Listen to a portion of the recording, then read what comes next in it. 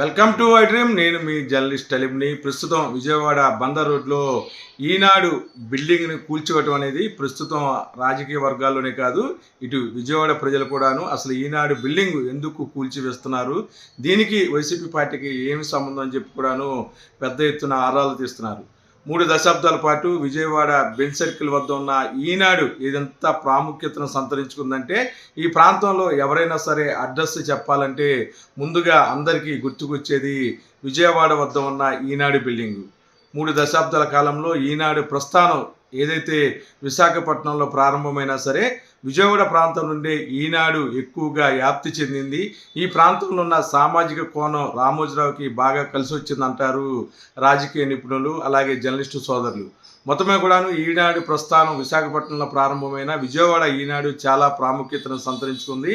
నందమూరి తారక రామారావు రాజకీయాలు రావటం వద్ద నుంచి ఏదైతే చంద్రబాబు ముఖ్యమంత్రి అయ్యే వరకు కూడాను ఈనాడు తన స్థాయి ఏ విధంగా మార్చుకుంటూ వచ్చింది, ఏ విధంగా ఊసర వెళ్ళి రంగులు మార్చిందో కూడాను తెలుగు ప్రజలందరూ కూడాను తెలిసిన విషయమే.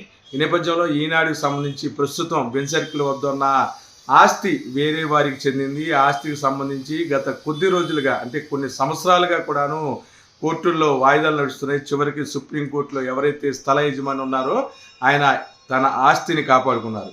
ఎక్కడైనా సరే రామోజీరావుకి అద్దెకిస్తే ఆ అద్దె తాలూకు ఆస్తులు ఎవరైనా సరే మర్చిపోవాలి, ఖచ్చితంగా ఆస్తులు తిరిగి ఎవరనేది అందరూ చెప్తున్న విషయం.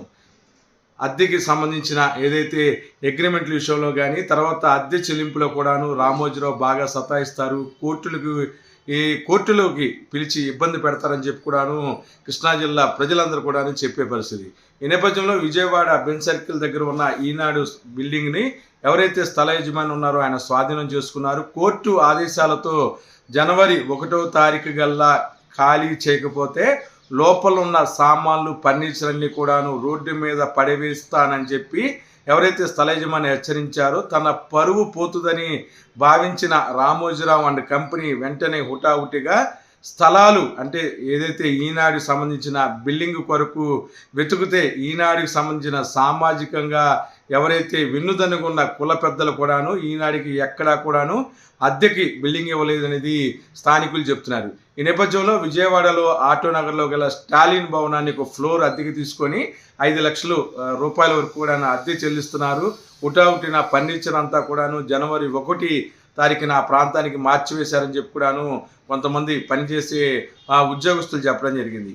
ఈనాడు ప్రస్థానం సంబంధించి ఎదుగుదలలో కీలక పాత్ర పోషించిన విజయవాడ ఏదైతే ఈనాడు ప్రస్థానం ఉందో అది పూర్తిగా కూడాను కుప్పకూలిపోయింది. అంటే 3 దశాబ్దాల కాలం పాటు ఎందరికో ఏదైతే తమ చీకటి కార్యకలాపాలను ప్రశ్నించిన వారిని బ్లాక్మెయిల్ చేస్తూ తన పత్రిక ద్వారా భయభ్రాంతులు గురి చేసిన ఈనాడు రామోజీరావు దూకుడికి కళ్ళెం వేశారు ఒకే ఒక్క యువ హీరో, ఆంధ్రప్రదేశ్ యువ ముఖ్యమంత్రి వైఎస్ జగన్మోహన్ రెడ్డి.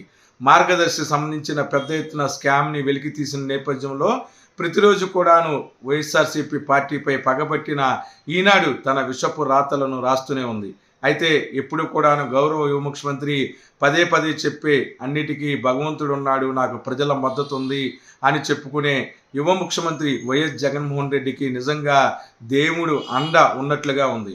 ప్రస్తుతం ఈనాడుకి సంబంధించిన స్థలం విషయం కానీ ఆస్తికి సంబంధించి కానీ వైఎస్ఆర్సీపీ పార్టీకి సంబంధం లేకపోయినా సరే ప్రస్తుతం ఈ విజయం వైసీపీ పార్టీకి చెందుతుందని చెప్పి పెద్ద ఎత్తున సోషల్ మీడియాలో వార్తలు హల్చల్ చేస్తున్నాయి. మరి పక్కన ఈనాడు బిల్డింగ్ పడగొడుతుంటే ఈనాడు అభిమానులు పసుపు కండువా వేసుకున్న కొంతమంది కన్నీళ్ళ పర్యంతమవుతున్నారు. ఈ పాపం ఎవరిదని వాళ్ళు ప్రశ్నించుకుంటున్నారు. ఖచ్చితంగా ఈ పాపం ఎవరిది? ఈనాడు ఆస్తులను అద్దెకి తీసుకున్న రామోజీది కాదా? ఈనాడు పేపర్ని అడ్డం పెట్టుకుని విజయవాడ బెంచ్ సర్కిల్ వద్ద ట్రాఫిక్ని మళ్లించాలని, ట్రాఫిక్ ఇబ్బందులు తొలగించాలని చూసిన కార్పొరేషన్ వారిపై కోర్టు కేసు వేసి ఈనాడు బందర్ రోడ్డు అభివృద్ధిని అడ్డుకున్న మాట వాస్తవం కాదా? తనకి అద్దె వస్తుందని చెప్పి అద్దెకిచ్చిన యజమానిని కోర్టుల చుట్టూ తిప్పిన పాపం ఈనాడు రామోజీది కాదా? ఇవన్నీ ఎవరు చేశారు? ఇవన్నీ ఖచ్చితంగా ఈనాడు రామోజీరావు చేసిన పాపాలి. దానికి పర్యవసానం, దానికి సంబంధించిన పనిష్మెంటు ఇప్పుడు అనుభవిస్తున్నారు. ఈనాడు ప్రాంతంలో ఉన్న ప్రస్తుత బిల్డింగ్ దృశ్యాలను మీరు చూసినట్లయితే మొండి గోడలు దర్శనమిస్తున్నాయి. ఈనాడు సంబంధించిన బిల్డింగ్ మొత్తం కూడా స్థల యజమాని కూల్చివేస్తున్నారు.